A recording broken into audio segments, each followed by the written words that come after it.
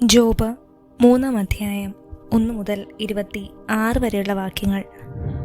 അതിനുശേഷം ജോബ് സംസാരിച്ചു.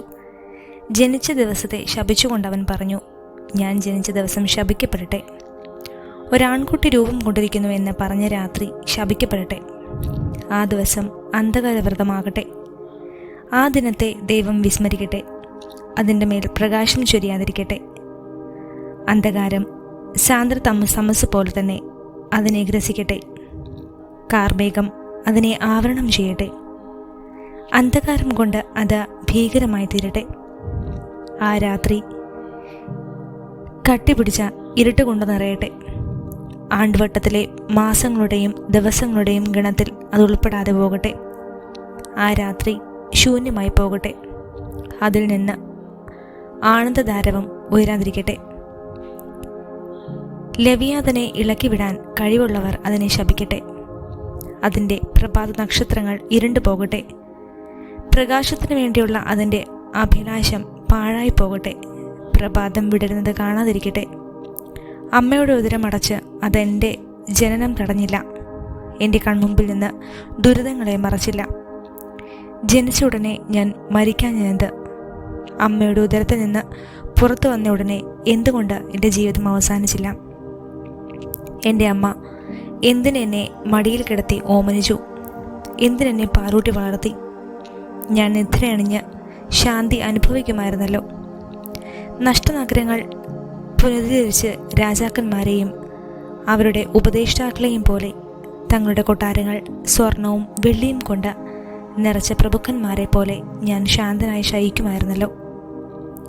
പ്രകാശം നുകരാൻ ഇടകിട്ടാതെ മാതൃഗർഭത്തിൽ വെച്ച് മരിച്ച ശിശുക്കളുടെ ഗണത്തിൽ ഞാൻ ഉൾപ്പെടാഞ്ഞതെന്തുകൊണ്ട്?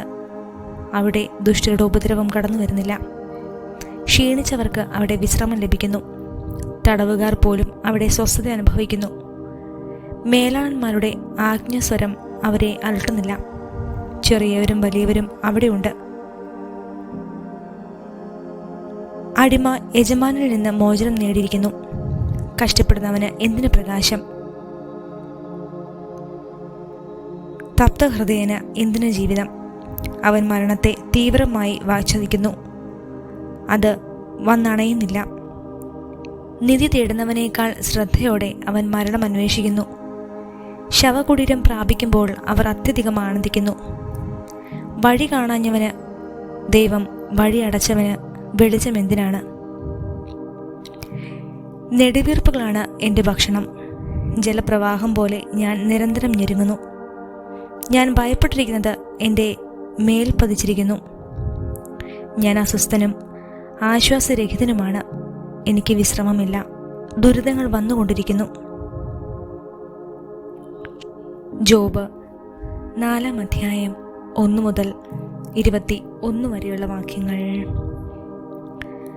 തേമാന്യനായ എലിഫാസ് ചോദിച്ചു, സംസാരിച്ചാൽ നിനക്ക് അഹിതമായി തോന്നുമോ? എങ്കിലും മൗനം അവലംബിക്കാൻ ആർക്ക് കഴിയും? നീ അനേകരെ ഉദ്ദേശിച്ചിട്ടുണ്ട്. ദുർബല കരങ്ങളെ ശക്തിപ്പെടുത്തിയിട്ടുണ്ട്. കാലിടറിയവരെ നിന്റെ വാക്കുകൾ താങ്ങി നിർത്തി. ദുർബല പാദങ്ങൾക്ക് നീ കരുത്തു പകർന്നു. നിനക്കത് സംഭവിച്ചപ്പോൾ നിന്റെ ക്ഷമ കെട്ടുപോയി. അത് നിന്നെ സ്പർശിച്ചപ്പോൾ നീ സംഭ്രാന്തനായി തീർന്നു. നിന്റെ ദൈവഭക്തി നിനക്ക് ബലം പകരുന്നില്ലേ? നിഷ്കളങ്കത നിനക്ക് പ്രത്യാശ നൽകുന്നില്ലേ? ചിന്തിച്ചു നോക്കൂ. നിഷ്കളങ്കൻ എന്നെങ്കിലും നാശമടഞ്ഞിട്ടുണ്ടോ? നീതിനിഷ്ഠൻ വിച്ഛേദിക്കപ്പെട്ടിട്ടുണ്ടോ? അനീതി ഉഴുതു തിന്മ വധിക്കുന്നവൻ അതുതന്നെ കൊയ്യുന്നതാണ് ഞാൻ കണ്ടിട്ടുള്ളത്. ദൈവത്തിൻ്റെ നിശ്വാസത്തിൽ അവർ നശിക്കുന്നു. ദൈവത്തിൻ്റെ കോപാഗ്നിയിൽ അവർ ദഹിക്കുന്നു.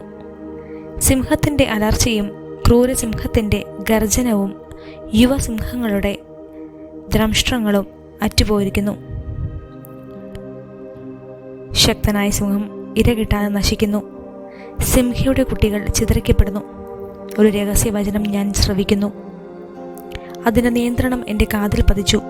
മനുഷ്യർ ഗാഠനിദ്രയിലാരും വരുന്ന നേരത്ത് ഈ നിശാദർശനങ്ങൾ ഉണർത്തുന്ന ചിന്ത എന്നിൽ ഭീതിയും ഞെടുക്കവും ഉളവാക്കി.